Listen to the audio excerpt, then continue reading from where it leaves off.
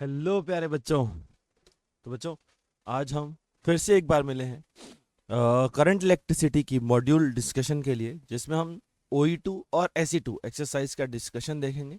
उनके जितने भी क्वेश्चंस हैं उन सबके हम सॉल्यूशंस के बारे में समझेंगे। ठीक है, तो चलिए शुरुआत करते हैं ऑब्जेक्टिव एक्सरसाइज 2 से, OE2 से। और उसमें जो पहले हम क्वेश्चंस डिस्कस करेंगे वो है सिंगल करेक्ट, और उसके बाद हम डिस्कस करेंगे multiple correct, then we will go on to subjective exercise 2। ठीक है, तो चलिए स्टार्ट करते हैं और ऑब्जेक्टिव एक्सरसाइज सेकंड के क्वेश्चन। ऑब्जेक्टिव एक्सरसाइज 2 में जो पहला क्वेश्चन है सिंगल करेक्ट, क्या हुआ, चलिए। तो which of the following quantities do not change when an ohmic resistor is connected to a battery is heated due to a current. मतलब जब कोई रेजिस्टर करंट की वजह से हीट अप होता है, जब उसमें टेम्परेचर बढ़ता है, तो इनमें से कौन सी क्वांटिटी चेंज नहीं होने वाली। सबसे पहले बात करते हैं ड्रिफ्ट स्पीड। यार जैसे ही टेम्परेचर बढ़ता है, इलेक्ट्रॉन्स की स्पीड बढ़ती है, जिस वजह से रेजिस्टेंस बढ़ता है, तो ड्रिफ्ट स्पीड में चेंज आता है। मतलब ड्रिफ्ट स्पीड मतलब जिस स्पीड से इलेक्ट्रॉन चल रहा है उसमें थोड़ा बहुत चेंज आता है। आई इक्वल टू NeAVD के अकॉर्डिंग अगर मैं सोचूं तो रेजिस्टेंस चेंज होगा, रेजिस्टेंस चेंज होगा तो आई चेंज होगा, और अगर आई चेंज होगा तो ड्रिफ्ट वेलोसिटी भी चेंज होगी। मतलब ये तो चेंज होगी। रेजिस्टेंस हम ऑलरेडी जानते हैं चेंज होता है, टेम्परेचर चेंज होने पर रेजिस्टेंस चेंज होता है। रेजिस्टिविटी और नंबर ऑफ फ्री इलेक्ट्रॉन्स, देखो रेजिस्टिविटी भी टेम्परेचर पर डिपेंडेंट होती है। एक्चुअली में रेजिस्टेंस में वेरिएशन आता ही रेजिस्टिविटी की वजह से है। रेजिस्टिविटी चेंज होती है, इसी की वजह से रेजिस्टेंस भी चेंज होता है, तो रेजिस्टिविटी भी चेंज होती है। लेकिन नंबर ऑफ फ्री इलेक्ट्रॉन्स एक ऐसी क्वांटिटी है जो चेंज नहीं होते, ये जनरली चेंज नहीं होते, है ना। क्योंकि नंबर ऑफ फ्री इलेक्ट्रॉन्स हमारे टेम्परेचर बढ़ने से बहुत ज्यादा चेंज नहीं होते, थोड़े बहुत चेंज होते लेकिन बहुत ज्यादा चेंज नहीं होते। इसलिए नंबर ऑफ फ्री इलेक्ट्रॉन्स को हम कांस्टेंट मानते हैं कि जब टेम्परेचर में चेंज होगा, जब आप टेम्परेचर चेंज करोगे तो नंबर ऑफ इलेक्ट्रॉन्स चेंज नहीं होगा। तो इसका आंसर डी ऑप्शन होना चाहिए। तो D option is the correct answer. ठीक है ना भाई। चलिए सेकंड पर आते हैं। सेकंड में हमारे पास क्या है, एक वायर है जिसकी रेजिस्टिविटी x के साथ वेरी कर रही है। उस वायर की लेंथ L है लेकिन रेजिस्टिविटी x के साथ चेंज हो रही है। Potential difference V is applied across the wire. Wire के across potential difference V apply किया गया। तो कुछ ऑप्शन है, जैसे रेजिस्टेंस का ऑप्शन है, करंट डेंसिटी पूछा है, इलेक्ट्रिक फील्ड पूछा है, इलेक्ट्रिक फील्ड पूछा है। तो सबसे पहले हम इसका रेजिस्टेंस निकाल लेते हैं। लेकिन क्योंकि रो वेरिएबल है तो हमें रेजिस्टेंस के लिए इंटीग्रेट करना पड़ेगा। यहां से एक्सिस्टेंस पे जाइए, एक छोटा सा एलिमेंट लीजिए जिसकी लेंथ हो dx। इस छोटे से एलिमेंट का रेजिस्टेंस आप लिख सकते हो that resistance is rho L by A। यहां का रो है rho naught L upon L plus X, rho into L, L मतलब लेंथ, और इसकी लेंथ कितनी है dx divided by A। Total resistance निकालने के लिए इंटीग्रेट कर लीजिए। तो रेजिस्टेंस इज इक्वल टू जो जो कांस्टेंट है वो बाहर ले लीजिए, rho naught L by A constant है, rho naught L by A integration dx upon L plus X. Integration dx upon L plus X का इंटीग्रेशन चला जाएगा ln, तो ये चला जाएगा ln L प्लस एक्स। और हम लिमिट रखेंगे 0 से L, क्योंकि x की लेंथ 0 से L चेंज हो रही है। L रखेंगे तो 2L, 0 रखेंगे तो L, तो ये बन जाएगा R equal to rho naught L by A ln 2। Rho naught L by A ln 2, A option is the correct answer. और क्योंकि ये सिंगल करेक्ट है तो आपको बाकी ऑप्शंस चेक करने की जरूरत नहीं है, लेकिन फिर भी देख लेते हैं। Current density is variable. देखो करंट डेंसिटी होती है I बाय A। आई हर क्रॉस सेक्शन से सेम जाएगा, एरिया हर क्रॉस सेक्शन का कांस्टेंट है, तो जे भी हर क्रॉस सेक्शन से कांस्टेंट ही पास होगा। जे आई बाय ए यानी करंट पर यूनिट एरिया पर डिपेंड करता है, करंट एरिया पर डिपेंड नहीं करता। हर क्रॉस सेक्शन से करंट सेम होता है क्योंकि हम स्टेडी करंट पढ़ते हैं। तो स्टेडी करंट की खास बात यह है वो हर क्रॉस सेक्शन से सेम होगा। तो करंट हर क्रॉस सेक्शन से कांस्टेंट, एरिया हर क्रॉस सेक्शन का कांस्टेंट, तो इन दोनों की वजह से जे भी कांस्टेंट आना चाहिए। वेरिएबल बोल दिया, गलत है। इलेक्ट्रिक फील्ड अगर निकालनी है तो E इक्वल टू रोजे। अगर इलेक्ट्रिक फील्ड निकालनी है तो E इक्वल टू रोजे लगाना पड़ेगा। अगर x इक्वल टू 0 की बात करें तो E 0 यानी E x इक्वल टू 0 पर कितना होगा, रो कितना है x इक्वल टू 0 पर, रो नॉट। x इक्वल टू 0 यहां रख दें तो LCL कैंसिल हो जाएगा, रो नॉट इंटू जे होता है I बाय A और I होता है V बाय R, तो ये बन जाएगा V by R by A। Rho naught V by R की वैल्यू हम निकाल चुके हैं, rho naught L by A ln 2 into A से A कैंसिल हो गया, रो नॉट से रो नॉट कैंसिल हो गया, V बाय L ln 2। तो v by L L N two, इसमें 2v by L L N two आ गया, ये गलत हो गया। सेम इसी लॉजिक से ये भी गलत हो जाएगा। Answer is A option. क्योंकि ये सिंगल करेक्ट है तो हम ऑलरेडी बता सकते हैं कि इसका आंसर ए ऑप्शन अगर आ गया तो बाकी ऑप्शन चेक करने की जरूरत ही नहीं है। ठीक है ना भैया, चलिए आगे बढ़ते हैं। A circular portion is cut off a disc. हमारे पास एक डिस्क है जिसकी थिकनेस है टी। ये थिकनेस जो आपको साइड व्यू में दिखाई जा रही है वो टी है। उसकी रेजिस्टिविटी, अच्छा ये मिसप्रिंट है, उसकी रेजिस्टिविटी यू नहीं है, उसकी रेजिस्टिविटी रो है। And the radii of disc are A and B. जो रेडियाई ऑफ डिस्क है वो ए और बी है, जहां बी बड़ा है। A potential difference is maintain between outer and inner cylinder. Inner और आउटर सिलेंडर के बीच में एक पोटेंशियल डिफरेंस है। What is the resistance? अब देखो, इनर और आउटर सरफेस में अगर पोटेंशियल डिफरेंस है तो करंट बाहर की तरफ भागेगा। करंट अगर बाहर की तरफ जाएगा तो दिक्कत यह है, सिलेंडर बड़ा होता जाएगा। सिलेंडर बड़ा होता जाएगा तो सिलेंडर का एरिया चेंज होता जाएगा। और अगर एरिया नॉन यूनिफॉर्म है तो रेजिस्टेंस के लिए हमें फिर से इंटीग्रेट करना पड़ेगा, क्योंकि रेजिस्टेंस रो एल बाय ए तभी लगता है जब हर चीज यूनिफॉर्म हो, रो कांस्टेंट हो, एरिया यूनिफॉर्म हो। लेकिन यहाँ एरिया लगातार चेंज होता जा रहा है तो इसका रेजिस्टेंस हमें इंटीग्रेट करना पड़ेगा। इसका रेजिस्टेंस कैसे इंटीग्रेट करेंगे उसके बारे में बात करते हैं। तो हमने क्या किया, यहां से सेंटर से एक्स डिस्टेंस पर जाकर एक बहुत पतला सा सिलेंडर लिया जिसकी थिकनेस है dx। मैं आपको सिर्फ टॉप व्यू दिखा रहा हूं। इसकी जो थिकनेस है t वो अंदर की तरफ है, वो आपको दिखाई नहीं दे रही। इस छोटे से तार का, इस छोटे से एलिमेंट का जो रेजिस्टेंस होगा वो रो एल बाय ए। अब रो तो ठीक है, एल क्या होता है? एल होता है लेंथ अलोंग करंट फ्लो, और क्योंकि करंट बाहर जा रहा है तो उसके अलोंग लेंथ होगी dx। तो रो एल बाय ए होता है करंट फ्लो के परपेंडिकुलर। करंट बाहर जा रहा है तो उसके परपेंडिकुलर कर्व्ड सरफेस आएगा, और कर्व्ड सरफेस का एरिया होता है 2 पाई आर एच। तो इसका रेडियस x है तो 2 पाई आर इंटू एच। एच इसकी हाइट और इसकी हाइट है t। ये हमारे पास रेजिस्टेंस आ गया। टोटल रेजिस्टेंस निकालने के लिए इंटीग्रेट कर लीजिए। रेजिस्टेंस इज इक्वल टू, देखो रो अपॉन 2 पाई और t ये सब कांस्टेंट है, तो rho upon 2 pi t dx bye x का इंटीग्रेशन ln x हो जाएगा, जिसकी लिमिट a से b हो जाएगी। b और a रखेंगे तो रेजिस्टेंस की वैल्यू आ जाएगी rho upon 2 pi t ln b by. तो rho upon 2 pi t ln b by a option is the correct answer. तो इस क्वेश्चन का आंसर ए ऑप्शन है, बाकी कोई भी ऑप्शन मैच नहीं कर रहा, तो इस क्वेश्चन को हम ए ऑप्शन की तरीके से सॉल्व करेंगे। चेक कर लीजिएगा भैया, है ना। बहुत ही आसान क्वेश्चन है, सीधा सीधा इंटीग्रेशन करना है रेजिस्टेंस निकालने के लिए। चलिए नेक्स्ट क्वेश्चन पर आते हैं। Two conductors have same resistance at zero. दो कंडक्टर्स है जिनका रेजिस्टेंस सेम है जीरो पर। मैं आर और आर ले लेता हूं। But the temperature coefficients are alpha 1 और अल्फा 2। बट इसके रेजिस्टेंस रेट होने का चेंज होने का रेट अल्फा 1 है और दूसरे का चेंज होने का रेट अल्फा 2 है। मतलब उनके जो टेम्परेचर कोफिशिएंट आप लिखते हो ना, आर बराबर R naught 1 plus alpha delta T, वो हमारे पास अल्फा 1 और अल्फा 2 है। ठीक है ना भाई। The respective temperature coefficients of their series and parallel combinations are nearly. उनके सीरीज और पैरेलल कॉम्बिनेशंस के इक्विवेलेंट कितने होंगे, उसका इक्विवेलेंट थर्मल कोफिशिएंट क्या होगा वो बताना है। देखिए सबसे पहले हम बात करते हैं सीरीज की।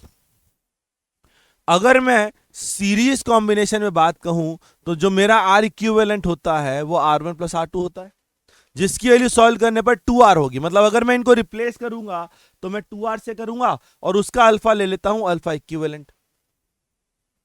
T इक्वल टू 0 पर टेम्परेचर जब 0 डिग्री सेंटीग्रेड है तो मैं लिख सकता हूं R इक्विवेलेंट की value 2R which is R1 plus R2। लेकिन अगर मैं किसी T टेम्परेचर की बात करूं, T डेल्टा T टेम्परेचर पर बात कहूं, तो R इक्विवेलेंट को आप लिख सकते हो R equivalent 1 plus alpha equivalent delta T। क्योंकि वो जो टेम्परेचर बढ़ने का जो रेट होगा वो R1 plus alpha delta T होगा।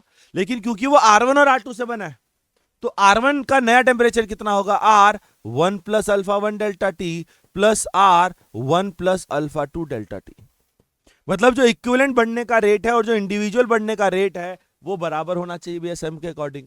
तो दोनों तरफ अब R इक्विवेलेंट की जगह आप 2R रख दीजिए और ब्रैकेट खोल दीजिए। तो पहली टर्म है 2R plus 2R alpha equivalent delta T is equal to right hand side बनेगा R plus R alpha 1 delta T plus R plus R alpha 2 delta T। R 2R cancel हो जाएगा तो ये बन गया 2R alpha equivalent delta T बराबर R delta T common आ जाएगा alpha one plus alpha two, R delta T दोनों में common, alpha one plus alpha two. R delta T cancel हो गया, यहां से अल्फा भी इक्विवेलेंट आ गया, alpha one plus alpha two by two. यानी सीरीज कॉम्बिनेशन का तो alpha one plus alpha two by two होगा, alpha one plus alpha two by two. C option गलत हो गया, डी ऑप्शन भी गलत हो गया, तो आंसर ए या बी में से कोई एक होगा। अब हमें पैरेलल कॉम्बिनेशन चेक करना है। पैरेलल कॉम्बिनेशन में भी आपका यही आंसर आएगा। मैंने कहा पैरेलल कॉम्बिनेशन में 1/r equivalent is equal to 1/r1 plus 1/r2 से सॉल्व करने पर r इक्विवेलेंट आ जाता है r/2। अब अगर मैं टेम्परेचर बढ़ाऊंगा तो नया रेजिस्टेंस क्या लिखूंगा, 1/r equivalent 1 plus alpha equivalent delta T is equal to, लेकिन क्योंकि R1 और R2 से बना है तो पहले का resistance 1/r 1 plus alpha 1 delta T plus 1/r 1 plus alpha 2 delta T. R equivalent की जगह r/2 रखें तो ये बन गया 2/r। देखो 1 plus alpha equivalent delta T को आप ऊपर ले जाइए और इसमें बाइनोमियल लगा दीजिए, 1 प्लस अल्फा डेल्टा टी की पावर -1 ऊपर जाएगा, 1 प्लस अल्फा डेल्टा टी की पावर -1 पावर नीचे आ जाएगी तो ये बन जाएगा 1 minus alpha equivalent delta T. ये काम कर सकते हैं क्योंकि अल्फा डेल्टा टी की वैल्यू बहुत छोटी होती है। अल्फा का ऑर्डर होता है 10 की पावर -5 के ऑर्डर, तो अल्फा की वैल्यू अगर 10⁻⁵ के ऑर्डर की होते तो ये काम हम कर सकते हैं। बराबर 1/r 1 plus alpha 1 delta T ऊपर जाएगा तो बन जाएगा 1 minus alpha 1 delta T plus 1/r 1 minus alpha 2 delta T. तीनों में काम कर सकते हो, आर आर आर कैंसिल हो गया, फिर ब्रैकेट खोल दीजिए, 2 minus 2 alpha equivalent delta T बराबर 1 minus alpha 1 delta T plus 1 minus alpha 2 delta T.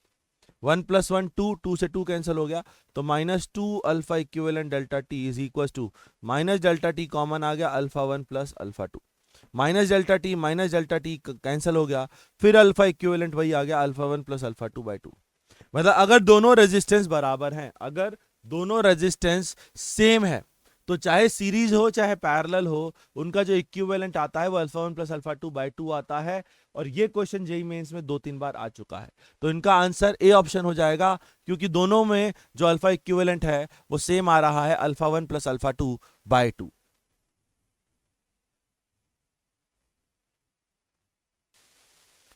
चलिए तो नेक्स्ट क्वेश्चन पर आते हैं। नेक्स्ट क्वेश्चन में हमारे पास क्या है, एक सीरीज है जिसमें 8 आइडेंटिकल बैटरीज और उनके रेजिस्टेंसेस हैं। एक रेजिस्टेंस है 0.8, बैटरीज का ईएमएफ 1 है, इंटरनल रेजिस्टेंस 0.2 है। The voltage difference across any of the battery, किसी बैटरी के क्रॉस पोटेंशियल डिफरेंस बताइए, तो इसका आंसर डायरेक्ट है 0।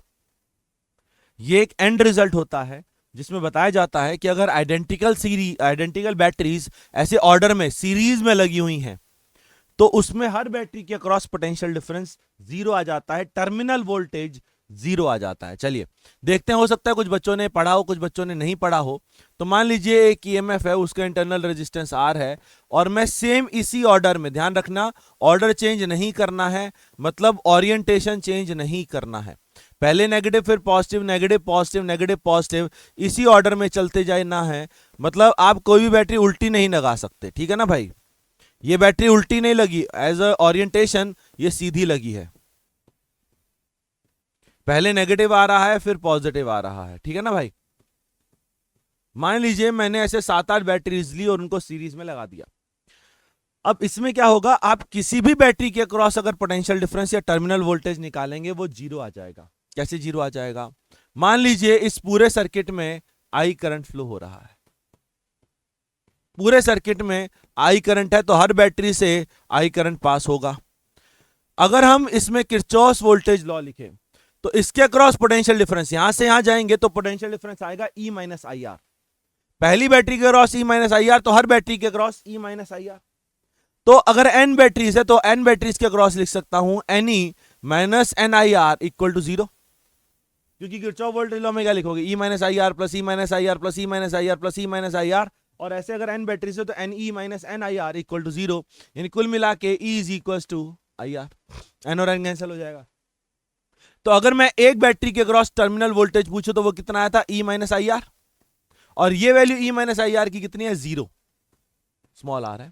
ये बैटरी के अक्रॉस टर्मिनल वोल्टेज कितना आ रहा है, 0, क्यों, because E equal to I R, मतलब हर बैटरी के अक्रॉस पोटेंशियल डिफरेंस है ही नहीं, हर बैटरी के अक्रॉस पोटेंशियल डिफरेंस 0 आ रहा है। तो अगर मैं इनके किन्हीं भी दो टर्मिनल के बीच में रेजिस्टेंस लगा दूं तो उसमें कोई भी करंट पास नहीं होगा, क्योंकि अगर यहां का वोल्टेज जीरो है तो हर वोल्टेज बैटरी के अक्रॉस जीरो आएगा, तो यहां का भी जीरो आ जाएगा, तो इसमें से कोई भी करंट पास नहीं होगा। तो वही सेम यहां क्वेश्चन है। ऐसे टोटल 8 बैटरी सीरीज में लगी है और बीच में एक रेजिस्टेंस लगा है, तो इसमें से कोई करंट ही नहीं जाएगा, तो इसका कोई यूज ही नहीं है। और हर बैटरी के अक्रॉस टर्मिनल वोल्टेज जीरो आएगा, और वही पूछा था potential difference across any of the battery is 0 volt. ये एक एंड रिजल्ट है जो कि क्लास में हो सकता है आपको डायरेक्ट बताया जाता हो, ठीक। तो this is the end result, okay. Direct आप इसका आंसर याद कर सकते हैं कि अगर सारी आइडेंटिकल बैटरी, सब आइडेंटिकल बैटरीज अगर सीरीज में लगी हैं तो उनके अक्रॉस पोटेंशियल डिफरेंस जीरो आ जाता है इफ नथिंग इज देयर। अगर मान लीजिए यहां कोई रेजिस्टेंस होता कैपिटल आर तो चेंज हो जाता है ना। अगर सिर्फ बैटरी सीरीज में लगे तो उनके across potential difference net zero आ जाता है ऑन सॉल्विंग। चलिए, in the circuit what is the potential difference between VP and VQ. VP और वीक्यू के बीच का पोटेंशियल डिफरेंस बताइए। तो उसके लिए हमें पहले करंट निकालने पड़ेंगे। अब करंट निकालने के दो मेथड होते हैं भैया, एक तो मैश एनालिसिस और एक नोडल एनालिसिस। मैश एनालिसिस से मैं जनरली सॉल्व नहीं करता, बिकॉज मैश एनालिसिस से कैलकुलेशन बहुत लेंदी चली जाती है। तो मैं नोडल एनालिसिस यूज करने जा रहा हूँ। नोडल एनालिसिस में क्या करता है, हम जंक्शंस के कुछ वोल्टेजेस मानते हैं। इस जंक्शन का वोल्टेज मैं 0 वोल्ट कह देता हूँ, एजम्पशन के तौर पर 0, ये 0 है तो ये भी 0, ये 0 है तो ये 4 आ जाएगा +4। यहां का पोटेंशियल मान लेते हैं x, और इस x पर हम नोडल लगा देते हैं। नोडल क्या कहता है कि किसी भी पॉइंट पर नेट आउटवर्ड करंट 0 होगा, तो यहां से इधर जाने वाला करंट और यहां से इधर जाने वाला करंट नेट 0 होगा। तो अगर मैं इधर से इधर जाने वाला करंट लिखूं तो पोटेंशियल करंट होता है डेल्टा V बाय आर, तो x - 4/1 plus delta V by R plus ऊपर की तरफ करंट जाएगा x - 0 + 2, x - 0 + 2। यहां से यहां पोटेंशियल डिफरेंस x - 0, रास्ते में battery potential difference +2 divided by r, r is 2 और this is equal to 0। Net outward current equal to 0। इस जंक्शन से ऊपर भी करंट गया, नीचे भी करंट गया, नेट आउटवर्ड करंट बराबर 0। इसको सिंप्लीफाई कर लेते हैं, एलसीएम ले लेते हैं, तो 2x - 8 + x + 2/2 इक्वल टू 0। ये उधर चला गया तो ये बन गया 3x - 6 equal to 0, x equal to 2, यानी P का पोटेंशियल 2 आ गया। अब हमसे पूछा है VP क्यूब। VP क्यूब का मतलब होता है VP - VQ। जान लो पोटेंशियल डिफरेंस में VP क्यूब का मतलब VP - VQ। VP की वैल्यू 2 वोल्ट आ गई, VP की वैल्यू x थी 2 आ गई, VQ की वैल्यू 0, तो 2 - 0 इज +2 वोल्ट। तो answer is +2 which is B option. तो इस क्वेश्चन में आंसर बी ऑप्शन होना चाहिए भाई, है ना, चेक कर लीजिएगा। चलिए नेक्स्ट क्वेश्चन पे आते हैं। An ammeter of finite resistance, हमारे पास एक एमीटर है जिसका रेजिस्टेंस फाइनाइट है, इसका रेजिस्टेंस RA ले लेता हूं। is connected to a resistance R, is joined in series to an ideal cell C. A potentiometer P is joined in parallel to R. देखो पोटेंशियोमीटर की खास बात क्या होती है, पोटेंशियोमीटर एक्चुअली में बिल्कुल ट्रू वैल्यू ऑफ वोल्टेज बताता है। जैसे वोल्टेज यानी पोटेंशियल डिफरेंस मेजर करने के हमारे पास दो डिवाइस होते हैं। पोटेंशियल डिफरेंस मेजर करने का पहला जो डिवाइस होता है वो होता है वोल्टमीटर, जो कि आप जनरली पढ़ते हो। लेकिन वोल्टमीटर में एक नुकसान होता है, वोल्टमीटर में एक नुकसान ये होता है कि वोल्टमीटर यूज करने पर वो सही रीडिंग नहीं बताता। मतलब मान लो मैंने एक सर्किट बनाया और एक रेजिस्टेंस के अक्रॉस पोटेंशियल डिफरेंस है 10 वोल्ट, होना चाहिए 10 वोल्ट एज पर मैथ्स। जैसे तुम उसके अक्रॉस वोल्टमीटर लगाते हो उसकी रीडिंग चेंज हो जाती है। मतलब अब वो वोल्टमीटर 10 वोल्ट मेजर ना करके 9.8 या 10.2 मतलब कुछ चेंज मेजर करता है। तो जिस वजह से होता है क्या है कि हमें जो मेजर करनी होती है वैल्यू हम वो नहीं कर पाते। पोटेंशियोमीटर इस फंक्शन पर काम नहीं करता, पोटेंशियोमीटर जीरो करंट पर काम करता है, यानी पोटेंशियोमीटर कभी भी सर्किट का करंट नहीं खींचता। और अगर वो सर्किट का करंट नहीं खींचेगा तो वो बिल्कुल एग्जैक्ट रीडिंग बताएगा, क्योंकि उसने सर्किट को अफेक्ट ही नहीं किया। तो potentiometer gives us the true value of voltage. तो हमने पहले एक एमीटर और एक पोटेंशियोमीटर यूज किया और करंट की रीडिंग आई नॉट और वोल्टेज की रीडिंग आई V नॉट। अब तुमने क्या किया, इस पोटेंशियोमीटर को वोल्ट मीटर से ऑफ फाइनाइट रेजिस्टेंस एक वोल्ट मीटर से रिप्लेस कर दिया। अब क्या चेंज आएगा, देखो अगर मैं इसके पैरेलल में वोल्ट मीटर लगा दूं, देखो पहले क्या था, पोटेंशियोमीटर एग्जैक्ट था तो सर्किट का रेजिस्टेंस इनिशियली रेजिस्टेंस था R + RA, R इसका RA इसका। अब जैसे ही तुमने यहां वोल्ट मीटर यूज किया, वोल्ट मीटर लगने से सर्किट पैरेलल में आ गया, क्योंकि वोल्ट मीटर का कुछ तो रेजिस्टेंस होगा। और अगर ये दोनों सर्किट पैरेलल में आ गए तो फायदा क्या होता है कि ओवरऑल इन दोनों का रेजिस्टेंस कम हो जाता है। पैरेलल में क्या लगाने से क्या होता है कि रेजिस्टेंसेस कम होते जाते हैं। यानी इसका ओवरऑल रेजिस्टेंस कम हो गया। यानी अब मैं अगर आर फाइनल लिखूंगा तो मुझे आर प्लस आर ए में जो आर इक्विवेलेंट है उसकी वैल्यू कम होती हुई दिखेगी वोल्टमीटर लगने से। और अगर आर कम हो गया तो टोटल रेजिस्टेंस भी कम हो गया। सर्किट का टोटल रेजिस्टेंस कम हो गया तो सर्किट से करंट जो है वो पहले से बढ़ जाएगा, मतलब करंट की जो रीडिंग है वो बढ़ जाएगी क्योंकि ओवरऑल रेजिस्टेंस कम हो गया। वोल्टमीटर यूज करने से दोनों पैरेलल में आ गए, पैरेलल में आने से रेजिस्टेंस कम होता है, रेजिस्टेंस कम होने से करंट बढ़ेगा। तो current is greater than I naught, current is greater than I naught, current is equal to I naught, current is less than I naught. तो current is greater than I naught यानी current पहले से बढ़ जाएगा। इन दोनों में से कोई एक आंसर होगा। अब एक चीज होगा, करंट अगर बढ़ गया, देखो टोटल वोल्टेज जो मैंने लगाई है वो तो ये बैटरी है, टोटल वोल्टेज मान लो 10 वोल्ट है, तो वो 10 वोल्ट इन दोनों में बटता था पहले। अब क्या हुआ, हमारे इसमें पैरेलल लगाने से सर्किट का करंट बढ़ गया, सर्किट का करंट बढ़ने से इसके क्रॉस पोटेंशियल डिफरेंस बढ़ गया, क्योंकि इसका रेजिस्टेंस तो चेंज हुआ नहीं, इसके क्रॉस करंट बढ़ गया तो पोटेंशियल डिफरेंस बढ़ गया, यानी इसका शेयर बढ़ गया। इसका शेयर बढ़ गया तो इसके क्रॉस पोटेंशियल डिफरेंस कम हो गया। अगर एक के क्रॉस पोटेंशियल डिफरेंस बढ़ेगा तो टोटल कांस्टेंट होने की वजह से दूसरे के क्रॉस पोटेंशियल डिफरेंस घटेगा, यानी इसके क्रॉस पोटेंशियल डिफरेंस पहले से कम हो गया। या सोच लो इसका रेजिस्टेंस कम हो गया तो पोटेंशियल डिफरेंस तो अपने आप ही कम होगा। इसका पोटेंशियल डिफरेंस कम हो गया तो भाई वोल्टेज की रीडिंग कम होनी चाहिए, तो voltage is less than V naught. A option is the answer, voltage is equal to V naught गलत हो जाएगा, तो आंसर इज ए ऑप्शन। ठीक है ना भाई। तो हमने सबसे पहले ओवरऑल सर्किट के रेजिस्टेंस से करंट पता किया, करंट से फिर ये चेक किया कि इसके क्रॉस वोल्टेज बढ़ेगा या कम होगा। ठीक है ना भाई, चलिए आगे बढ़ते हैं। टू वेरीफाई ओम्स लॉ, सीधा सीधा ओम्स लॉ का क्वेश्चन है। इसमें हमें यह पता करना होता है कि इनमें से कौन सा सर्किट डायग्राम ओम्स लॉ के लिए वैलिड है, और ये जेईई मेंस में आया हुआ क्वेश्चन है, एक नहीं दो तीन बार आया हुआ है। इसमें ओम्स लॉ का करेक्ट डायग्राम पता करना है। देखो ओम्स लॉ का करेक्ट डायग्राम क्या होता है, एक एक्सटर्नल रेजिस्टेंस होता है, एक एमीटर होता है, एमीटर हमेशा सीरीज में लगता है और वोल्टमीटर हमेशा पैरेलल में लगता है। ये सर्किट डायग्राम होता है ओम्स लॉ का करेक्ट, वोल्टमीटर पैरेलल में और एमीटर सीरीज में। ठीक है ना भाई। अब इसमें हमें बताना है कि सर्किट डायग्राम क्या है, लेकिन इसमें वोल्टमीटर और एमीटर हमें दिए नहीं गए, हमें बनाने हैं। हमारे पास एक टेस्ट रजिस्टर है आरटी, एक हाई रेजिस्टेंस है R1, एक स्मॉल रेजिस्टेंस है R2 और दो गैल्वेनोमीटर है। सबसे पहले वोल्टमीटर क्या होता है, वोल्टमीटर वो होता है जिसका रेजिस्टेंस बहुत हाई होता है। रेजिस्टेंस बहुत हाई में कौन यूज होगा, R1, यानी आरटी के पैरेलल में R1 आना चाहिए, R1 और गैल्वेनोमीटर। तो आरटी के पैरेलल में R2 आ रहा है, गलत है। आरटी के पैरेलल में R1 आ रहा है, आरटी के पैरेलल में R1 आ रहा है, आरटी के पैरेलल में R2 आ रहा है, ये भी गलत। अब हमें वोल्टमीटर बनाना है। वोल्टमीटर में जो रेजिस्टेंस होता है वो गैल्वेनोमीटर के साथ सीरीज में लगता है। यहां गैल्वेनोमीटर के पैरेलल में लगा हुआ है, ये गलत है। यहां गैल्वेनोमीटर के सीरीज में लगने से ये पूरा वोल्टमीटर बन गया, और पैरेलल में लगने से R2 स्मॉल रेजिस्टेंस है, पैरेलल में लगने से ये हमारा एमीटर बन जाता है। एमीटर में शंट रेजिस्टेंस यूज होता है, पैरेलल रेजिस्टेंस यूज होता है, वोल्टमीटर में सीरीज रेजिस्टेंस यूज होता है। इसके लिए आपको वोल्टमीटर एमीटर का थोड़ा नॉलेज होना चाहिए। तो वोल्टमीटर रेजिस्टेंस के पैरेलल में लगता है, लेकिन उसमें रेजिस्टेंस सीरीज में जोड़ा जाता है। एमीटर सर्किट में सीरीज में जोड़ते हैं, लेकिन उसमें रेजिस्टेंस पैरेलल में जोड़ा जाता है। तो इसका best answer is C, correct answer is C, not best, correct answer is C. ठीक है ना भाई। वोल्टमीटर एमीटर की प्रॉपर्टीज थी, कैसे बनाए जाते हैं और किस तरीके से जोड़े जाते हैं, उस पर बेस्ड ये क्वेश्चन था। चलिए नेक्स्ट आगे बढ़ते हैं। ये एक मीटर ब्रिज है, इस मीटर ब्रिज की टोटल लेंथ 1 मीटर है, वैसे ही मीटर ब्रिज है तो 1 मीटर तो होगी, लेकिन इसके साथ दिक्कत क्या है कि इसका यूनिफॉर्म क्रॉस सेक्शन नहीं है, इसका नॉन यूनिफॉर्म क्रॉस सेक्शन है, such that the variation of dr by dl किस तरीके से वेरी कर रहा है हमें वो नहीं बताया, लेकिन हमें उसके रेजिस्टेंस का वेरिएशन लेंथ के साथ दे दिया। मतलब हमें कुल मिला के बता दिया कि उसका रेजिस्टेंस लेंथ के साथ वेरी कर रहा है k/√L, where k is some constant. ये प्रोपोर्शनलिटी थी, हटा दिया तो k/√L। Two equal resistances are connected as shown in the figure, ये दोनों रेजिस्टेंसेस इक्वल हैं।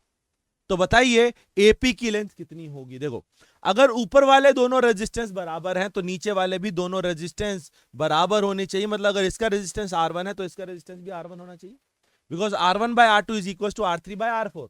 R1 R2 बराबर है तो R3 R4 भी बराबर होने चाहिए। इसका मतलब 0 से L तक की रीडिंग और L से 1 तक की रीडिंग सेम होनी चाहिए रेजिस्टेंस की। 0 से L की रेजिस्टेंस और L से 1 तक की, टोटल 1 आ जाएगा ना, तो L से 1 तक की रीडिंग का रेजिस्टेंस सेम होना चाहिए। तो मैंने कहा यहां से रेजिस्टेंस निकाल लो, रेजिस्टेंस आ रहा है k/√L dl, resistance is k/√L dl, ये हमारे पास रेजिस्टेंस आ रहा है। तो अगर मैं रेजिस्टेंस की बात करूं, एक मिनट रुकिएगा बच्चों, तो रेजिस्टेंस सेम आना चाहिए, तो रेजिस्टेंस सेम आने के लिए दोनों तरफ इंटीग्रेशन कर दिया। अगर मैं इंटीग्रेशन की बात कहूं तो इंटीग्रेशन में लिमिट क्या रखोगे? देखो इसमें दो बार इंटीग्रेशन कर लो, एक बार 0 से L और एक बार L से 1। एक बार 0 से L और एक बार L से 1, क्यों? क्योंकि 0 से L तक का रेजिस्टेंस और L से 1 तक का रेजिस्टेंस सेम होना चाहिए, इसलिए दोनों रेजिस्टेंसेस बराबर होने चाहिए। के रूट एल का 1/√L का डिफरेंस इंटीग्रेशन होता है 2√L। 0 से L बराबर के, इसका भी 2√L, लेकिन इसमें लिमिट होगी L से 1। के टू आपस में कैंसिल हो गए, लिखेंगे √L माइनस 0 इक्वल टू, यहां लिखेंगे √1 that is 1 minus √L। √L को उधर ले आओ, 2√L इक्वल टू 1, स्क्वायर कर दो तो 4L equal to 1, L equal to 1/4 which is 0.25। मतलब जो लेंथ आनी चाहिए वो 0.25 आनी चाहिए। Answer is A option. Simple सा मीटर ब्रिज का क्वेश्चन है जिसमें आपको सिर्फ रेजिस्टेंसेस निकाल करके वैल्यू चेक करनी थी कि दोनों रेजिस्टेंस बराबर करने हैं, R1 और R2 बराबर करने हैं। उसके लिए इंटीग्रेशन में लिमिट्स बस आपको एक बार 0 से L, यहां से स्टार्ट करें तो 0 से L और यहीं से स्टार्ट करें तो L से 1 तक का लिमिट आपको रखना था और इंटीग्रेट करना था। ठीक है ना भाई? चलिए आगे बढ़ते हैं। ये एक पोटेंशियोमीटर का क्वेश्चन है। पोटेंशियोमीटर में हमें दो बैटरीज दी गई हैं, दोनों बैटरी का मिलाकर वोल्टेज हो गया 3 वोल्ट। तो आप डेढ़ ना लेकर के चाहो तो 3 वोल्ट एक साथ लिख सकते हो। 0.5 हटा करके एक बारी रेजिस्टेंस लगा सकते हो 1 ओम। 3 वोल्ट 1 ओम, 1 ओम यहां पर लगा हुआ है। इसकी टोटल लेंथ है 400 सेंटीमीटर और इसका रेजिस्टेंस पर यूनिट लेंथ ये दिया हुआ है। तो इस तार का जो टोटल रेजिस्टेंस होगा वो 400 इंटू 0.01, सेंटीमीटर से सेंटीमीटर कैंसिल हो गया, ये वैल्यू 4 ओम आ जाएगी। यानी इस पूरी तार का रेजिस्टेंस 4 ओम। तो अगर मैं आपसे पूछूं इस पूरे सर्किट में टोटल बैटरी कितने की है, तो टोटल बैटरी 3 वोल्ट, एक ही बैटरी लगी और तो कोई बैटरी है ही नहीं। मैं अगर टोटल रेजिस्टेंस पूछूं तो आप क्या कहोगे? देखो 1 ओम इसका हिसाब, 4 ओम इसका आ गया, 1 ओम इसका आ गया, तो टोटल हमारे पास रेजिस्टेंस कितना है? 6 ओम। 1 + 1 + 4, 4 इसका आ गया 6 ओम। यानी मैं बोल सकता हूं कि टोटल 6 ओम को 3 वोल्ट प्रोवाइड किया जा रहा है। तो इसका मतलब 1 ओम को आधा वोल्ट प्रोवाइड होगा, 1 ओम को आधा वोल्ट। तो हमें बताना है इसके क्रॉस रीडिंग कितनी होगी। ये रीडिंग है 50 सेंटीमीटर, तो 50 सेंटीमीटर का रेजिस्टेंस कितना है? अगर 50 मीटर के रेजिस्टेंस की बात करूं तो वो हो जाएगा 50 इंटू 0.01, 0.0 ओम पर सेंटीमीटर, तो ये आ गया 0.5 ओम। यानी कि इसका रेजिस्टेंस जो है 0.5 ओम है। तो मैंने कहा अगर 1 ओम को आधा वोल्ट है तो 0.5 ओम यानी इसका आधा, तो इसका भी आधा कर लो और इसका आधा हो जाएगा 0.25 volt.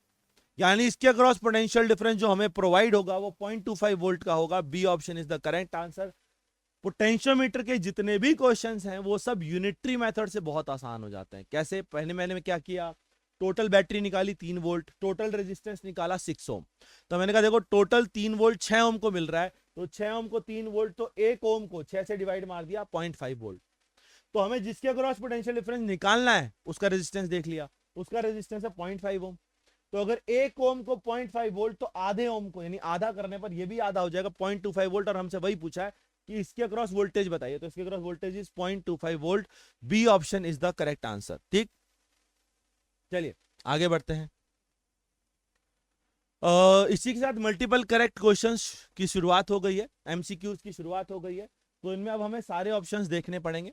In the circuit EFGH are the cells, ये हमें कुछ सेल्स दिए गए हैं। इस सेल का वोल्टेज है 2 वोल्ट, इसका रेजिस्टेंस 2 ओम आगे दिया हुआ है।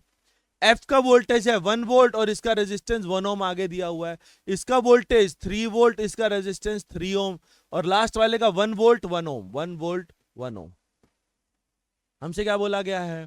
VD माइनस VB बताइए, VD और VB का डिफरेंस, VG की वैल्यू बताइए, VH बताइए कि कितना होगा। चलिए तो शुरुआत करते हैं। इसका पोटेंशियल मैंने 0 मान लिया, तो ये भी 0, ये भी 0। यहां जा नहीं सकते, वोल्टेज या रेजिस्टेंस है। यहां का पोटेंशियल अपन X मान लेते हैं, वही कहानी। अब मैं इसमें नोडल एनालिसिस यूज करने जा रहा हूं, फिर से वही कि एक जंक्शन से नेट आउटवर्ड करंट 0 होगा। मतलब I1 I2 I3 का सम 0 करना पड़ेगा। तो net outward current is I1 + I2 + I3 = 0। यहां से I1 ऊपर वाला करंट लिखे तो voltage difference is X - 0, x minus zero, यहां से यहां जाएंगे x माइनस जीरो, यहां से यहां जाएंगे +1 -2, +1 -2, बैटरी का +1 इधर जाने पर +1 इधर जाने पर -2 divided by total resistance is 3 ohm, plus यहां से यहां जाएंगे तो x minus zero divided by 2, battery कोई है नहीं तो x minus zero divided by 2, plus अगर यहां से यहां जाएंगे तो x minus zero, last potential difference is x minus zero, यहां से यहां आएंगे तो +3 -1, तो +3 -1 डिवाइडेड बाय टोटल रेजिस्टेंस कितना है 4 ओम इक्वल टू 0, 3 + 1। बस अब इसको सॉल्व करके x की वैल्यू निकाल लेंगे। टोटल एलसीएम आएगा 12, 12 आएगा तो पहली टर्म बनेगी 4x - 4, दूसरी टर्म बनेगी 6x, तीसरी टर्म बनेगी 3x + 6 equal to 0, 6 3 9 4 13, 13x + 2 equal to 0, x equal to -2/13, यानी x की वैल्यू -2/13 आ गई। अब vd - vb, vd x है, vb 0 है, vd - vb, vd - vb, तो हमें अगर vd - vb निकालना है, vd का पोटेंशियल x, vb का पोटेंशियल 0, तो x - 0, x की वैल्यू -2/13 -0, तो ये आंसर होगा -2/13, तो A option is the correct answer, B option wrong हो जाएगा। अगर ए करेक्ट है तो बी कैसे सही हो सकता है। सी vg potential difference across g, potential difference across h। अब G और H के अक्रॉस अगर मैं देखूंगा तो ये बैटरीज हैं, बैटरी के across potential difference E - IR होता है या E + IR होता है, टर्मिनल वोल्टेज पढ़ाया जाता है। अगर बैटरी से करंट निकल रहा है, डिस्चार्ज हो रही है, तो E - IR, और बैटरी में करंट आ रहा है, चार्ज हो रही है, तो E + IR। तो ये देखना पड़ेगा करंट की डायरेक्शन, दोनों में ही करंट I3 है, तो हम सिर्फ I3 निकाल लेते हैं। X की वैल्यू को -2/3 रख के यहां करके I3 निकाल लो, क्योंकि यही हमारा I3 है, I1 + I2 + I3। अगर x की वैल्यू को वहां रखें तो i3 की वैल्यू आ रही है x + 2, ये 2 है, x + 2 डिवाइडेड बाय 4, तो x यानी कि -2/13 + 2 डिवाइडेड बाय 4, ये कितना आ रहा है 13 26, 24 24 24 24, 6/13। करंट आ गया यहां से 6/13, यानी करंट पॉजिटिव आ रहा है, इसका मतलब करंट की डायरेक्शन मैंने सही मानी है। अब इस बैटरी से अगर आप ध्यान से देखो तो करंट निकल रहा है, पॉजिटिव टर्मिनल से करंट निकल रहा है, इसका मतलब ये डिस्चार्ज हो रही है, तो voltage across G is E - IR। अगर बैटरी डिस्चार्ज होती है तो उसके अक्रॉस पोटेंशियल E - IR होता है, E है 3 वोल्ट, -I है 6/13 और R है 3 ओम, तो यह आएगा 18 39 39 और 18 गए तो 21/13 volt, 21/13 volt, 21/13 volt, C option correct answer है। Voltage across G is 21/13। Voltage across H, अगर मैं H बैटरी की बात करूं तो H के पॉजिटिव टर्मिनल में देखिएगा करंट आ रहा है, यानी ये चार्ज हो रही है, और चार्ज होने की पोटेंशियल डिफरेंस होता है E + IR। E इसका 1 वोल्ट, R इसका 1, तो 1 + I 13 × R, E + IR, तो ये आ गया 13 + 6 19/13, तो दूसरी वोल्ट बैटरी के क्रॉस 19/13, VH भी करेक्ट आंसर है, यानी इसका आंसर A C D तीनों आंसर करेक्ट हैं। मल्टीपल करेक्ट था तो तीनों ऑप्शन करेक्ट होंगे, ठीक है ना भाई। चलिए आगे बढ़ते हैं। The value of resistance R, next question में क्या, the value of resistance R is adjusted such that power dissipated in the 2 ohm is maximum. हम चाहते हैं 2 ओम में से पावर डिसिपेटेड मैक्सिमम हो, इसमें से पावर डिसिपेटेड मैक्सिमम जाए। इसमें मैक्सिमम पावर ट्रांसमिशन थ्योरम मत लगा दीजिएगा, कुछ लोगों ने शायद ये पढ़ा हो, वो क्यों मत लगा दीजिएगा, क्योंकि वो एक वेरिएबल रेजिस्टेंस में पावर के लिए लगता है। जब आपको किसी वेरिएबल रेजिस्टेंस से पावर पूछी जाए तो वो थ्योरम लगता है, लेकिन यहां हमसे वेरिएबल रेजिस्टेंस से पावर नहीं पूछ रहा, 2 ओम से पावर पूछ रहा है, नॉन रेजिस्टर से, तो इसमें मैक्सिमम पावर ट्रांसमिशन थ्योरम नहीं लगेगा, ध्यान रखिएगा, ठीक। मैंने कहा मान लो रेजिस्टेंस को मैंने वेरी किया, अगर मैंने रेजिस्टेंस को वेरी किया, ओवरऑल रेजिस्टेंस वेरी होगा, ओवरऑल रेजिस्टेंस वेरी होगा तो वो करंट को वेरी करेगा, करंट, यानी कुल मिला के मेरा आई वेरिएबल है। देखो इसमें से आई जा रहा है, लेकिन वो इन दोनों में से तो बटेगा शायद, फिर आगे जाकर इसमें से भी पूरा आई जाएगा। अब तुम्हें अगर पावर अक्रॉस 2 ओम मैक्सिमम चाहिए तो बता सकते हो क्या मैक्सिमम चाहिए, करंट, क्योंकि पावर होता है I² R। अगर आपको पावर सबसे ज्यादा चाहिए तो आई सबसे ज्यादा चाहिए, क्योंकि आर तो आप चेंज कर नहीं सकते, 2 ओम है। करंट मैक्सिमम, अगर आप चाहते हो सर्किट में करंट मैक्सिमम हो तो करंट मैक्सिमम होने के लिए सर्किट का रेजिस्टेंस मिनिमम होना चाहिए। अगर सर्किट का रेजिस्टेंस मिनिमम हो गया, सर्किट का रेजिस्टेंस मिनिमम हो गया तो करंट अपने आप मैक्सिमम हो जाएगा। करंट मैक्सिमम तो पावर लॉस मैक्सिमम। अब देखो सर्किट का आर इक्विवेलेंट है कितना, 2 + 2 प्लस इन दोनों का equivalent, that is 8 into R upon 8 plus R. और ये तुम्हें मिनिमम चाहिए। देखो 2 को तो तुम चेंज कर नहीं सकते, अगर 2 में कुछ जुड़ा तो वैल्यू बढ़ेगी, अगर 2 में कुछ ऐड हुआ तो वैल्यू बढ़ेगी।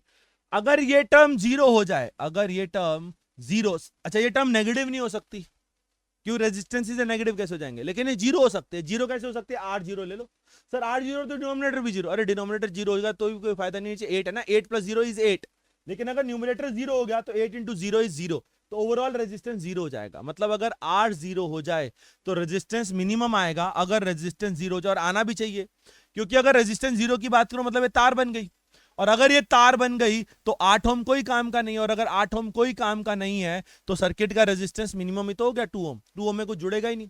तो अगर R 0 होगा, R equivalent is minimum which is 2 ओम, यानी उस सर्किट का रेजिस्टेंस मिनिमम होगा। और अगर सर्किट का रेजिस्टेंस मिनिमम होगा तो हम पावर लॉस लिख सकते हैं, पहले करंट लिख लेते हैं, V by R equivalent, V है शायद 12 डिवाइडेड बाय 2 विच इज 6, तो पावर लॉस हो गई I square R, I square R में 6 square into 2 which is 72 what.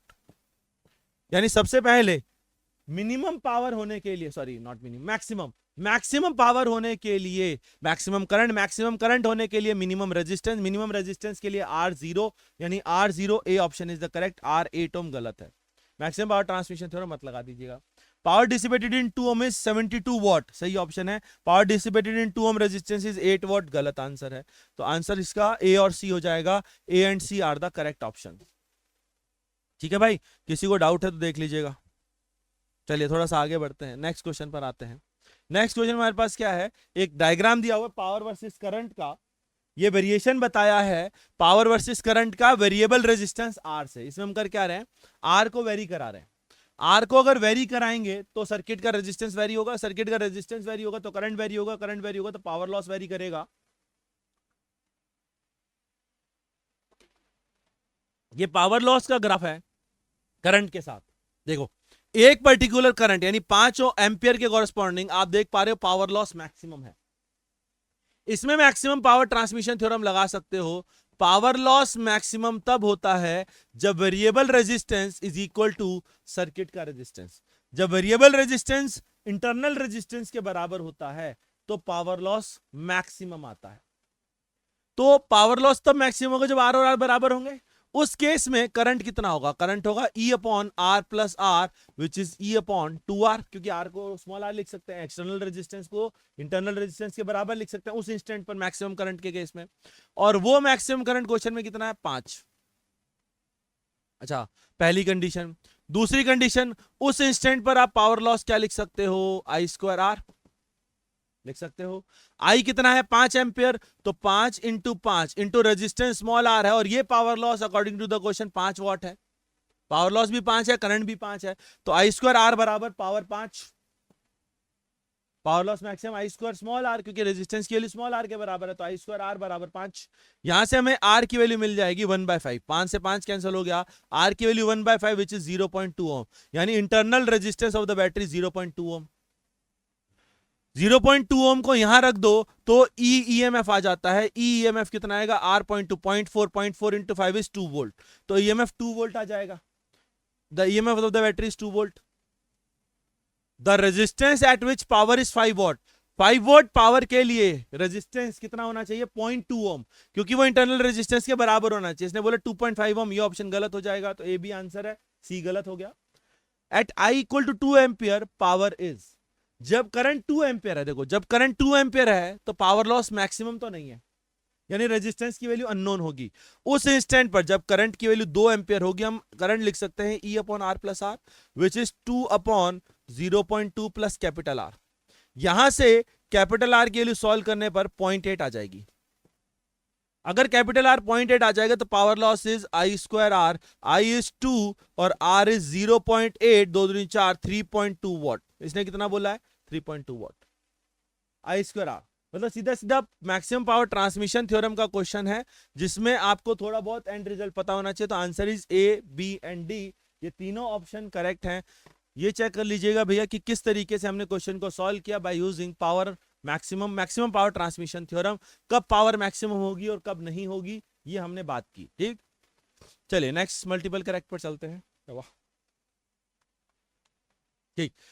एक सर्किट हमें दिखाया गया है जिसमें वोल्टेज है 24 volt, 2 kilo ohm, 6 kilo ohm, 1.5 kilo ohm, और हमसे current through the battery, potential difference across RL, RL के across potential difference, ratio power dissipated in R one and R two, R one R two में पावर डिसिपेटेड और वगैरह वगैरह पूछा गया। डी ऑप्शन भी। सबसे पहले हमें देखना पड़ेगा कि यहां से जब करंट आएगा तो इसमें से जाएगा, लेकिन वो इन दोनों में बटेगा, तो इसका मतलब ये दोनों पैरेलल में है।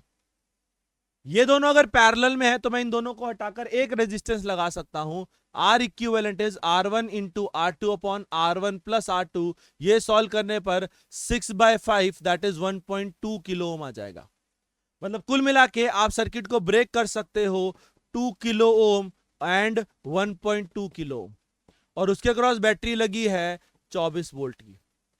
देखो क्योंकि दोनों सीरीज में है तो दोनों से करंट सेम होगा, दोनों से करंट सेम होगा। V इक्वल टू IR से अगर मैं सोचूं तो वोल्टेज रेजिस्टेंस के रेशियो में बटेगा, यानी इसको जो वोल्टेज मिलेगा वो मिलेगा 2 अपॉन टोटल रेजिस्टेंस 3.2 ऑफ 24, और इसको मिलेगा 1.2 अपॉन 3.2 ऑफ 24। मतलब रेजिस्टेंसेस के डायरेक्ट रेशियो में आप वोल्टेजेस को बांट सकते हैं। इसका रेजिस्टेंस है 2, तो 2 upon total resistance is 3.2 divided by 24 and so on. इस तरीके से हमने डायरेक्ट रेशियो में रेजिस्टेंसेस के वोल्टेज को डिवाइड किया। ये वैल्यू सॉल्व करने पर कितनी आएगी भाई? 3.2 24 तो 20 20 20 20 20 20 20, ये गया 3 4 5 5 5 5 5 5 20 वोल्ट, शायद 20 आएगी, 20 ही आएगी ना।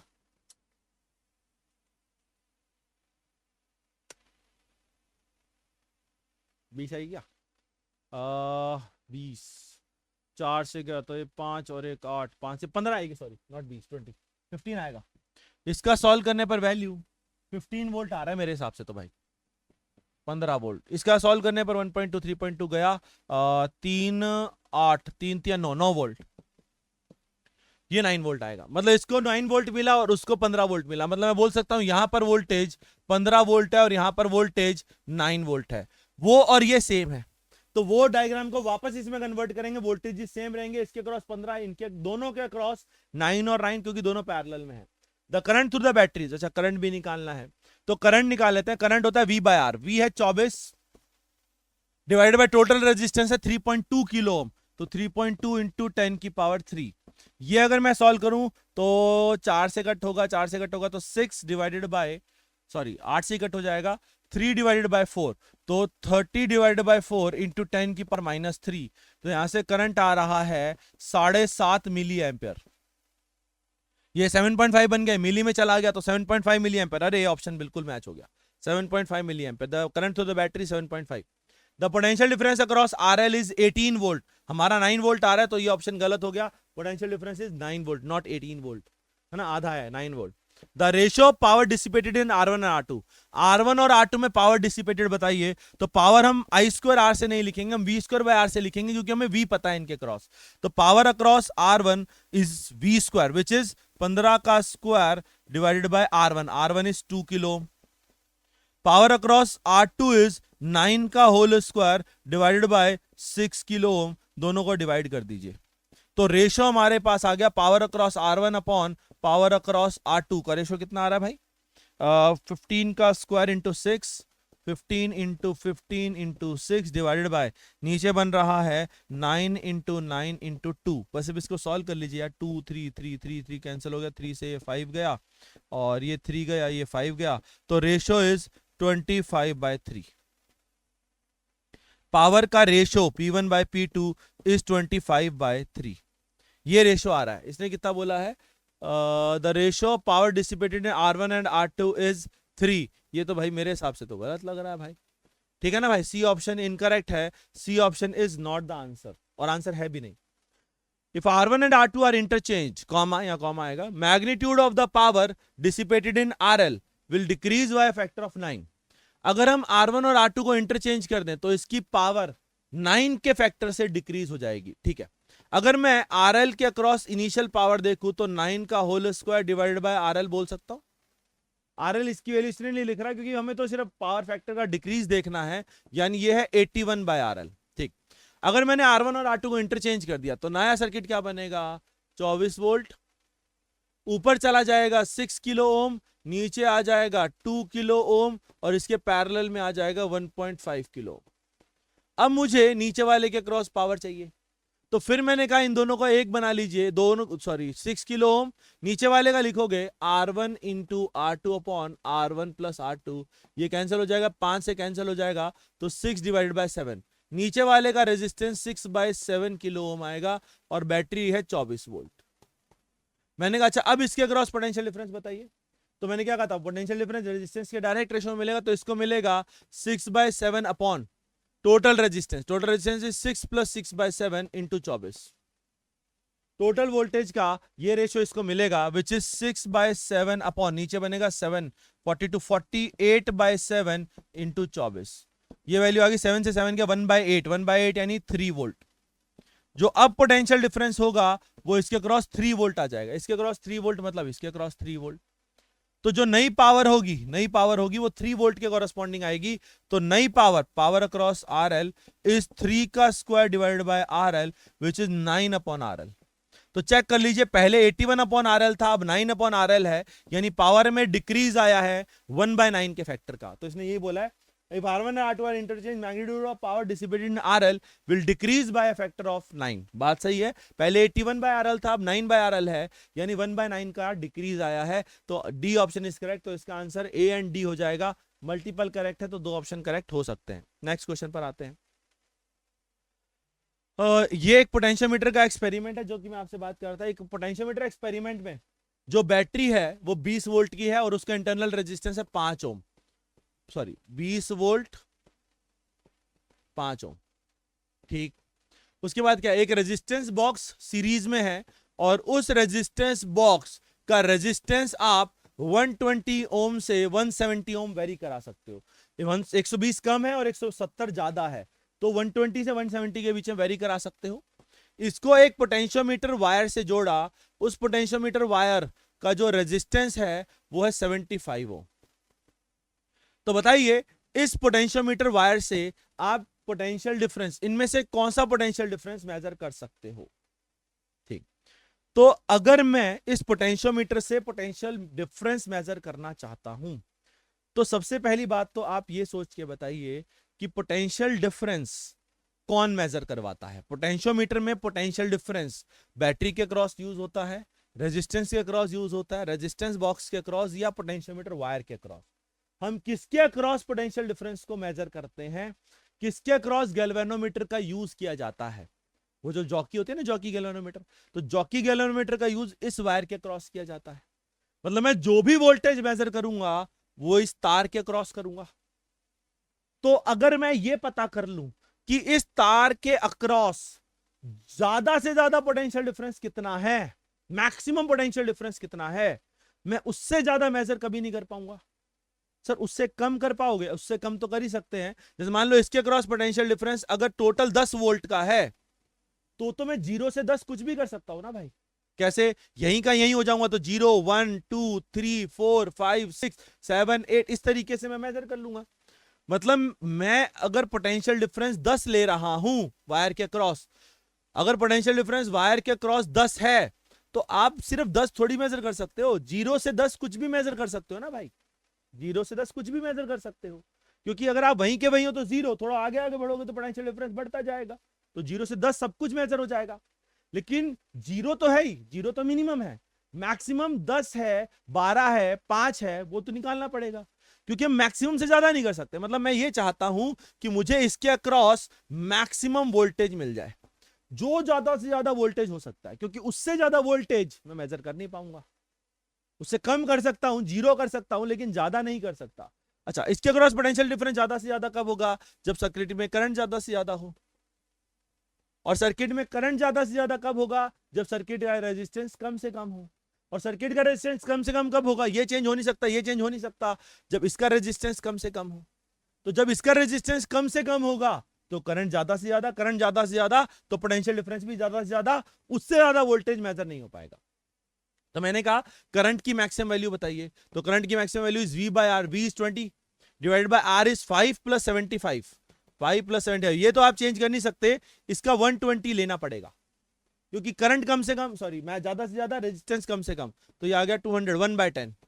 और अगर मैक्सिमम करंट 1/10 है तो मैक्सिमम वोल्टेज जो वायर के क्रॉस आएगा V equal to I R. I इसके क्रॉस कितना है 1/10 और आर इसके क्रॉस 75 ओम, तो मैक्सिमम वोल्टेज इज 7.5 वोल्ट। जो वायर के अक्रॉस ये वायर लिखा है, वायर के अक्रॉस जो मैक्सिमम वोल्टेज आप ले सकते हो 7.5 वोल्ट ले सकते हो, इससे ज्यादा आप जा ही नहीं सकते, जो मर्जी कर लो, क्योंकि इससे ज्यादा जाने के लिए रेजिस्टेंस और कम करना पड़ेगा, जो कि कर नहीं सकता। तो 7.5 वोल्ट से ज्यादा वोल्टेज मेजर नहीं हो सकता। इसने बोला कौन से वोल्टेज मेजर कर सकते हो, 7.5 से कम सब आंसर होंगे, 5B 6B 7B, 8 नहीं कर सकते। तो answer is A B and C, 3 options are correct, बिल्कुल सही आंसर है ABC, ठीक है ना भाई। तो ABC आर करेक्ट। तो ये पोटेंशियोमीटर का बहुत ही आसान सा क्वेश्चन था, जिसमें हमें सिर्फ ये समझना है कि एक पोटेंशियोमीटर क्या क्या रीडिंग दे सकता है। अगर उस तार के cross potential difference let's say for example 12 होता तो मैं 12 से कम कुछ भी कर सकता हूं, लेकिन 12 से ज्यादा नहीं कर सकता। तो हमने एक लिमिट निकाल ली मैक्सिमम वोल्टेज की, उससे ज्यादा हम नहीं जा सकते। जो मर्जी केस कर लीजिएगा, उससे ज्यादा नहीं जा सकते, उससे कम तो जा ही सकते हैं। आप कोई बोले सर 170 लेकर भी चेक करो, अरे 170 लेकर जो भी वैल्यू आएगी उससे कम तो सब कुछ वैलिड होगा ना भाई। तो जीरो भी वैलिड होगा, हर जगह जीरो तो आएगा ही आएगा। चलिए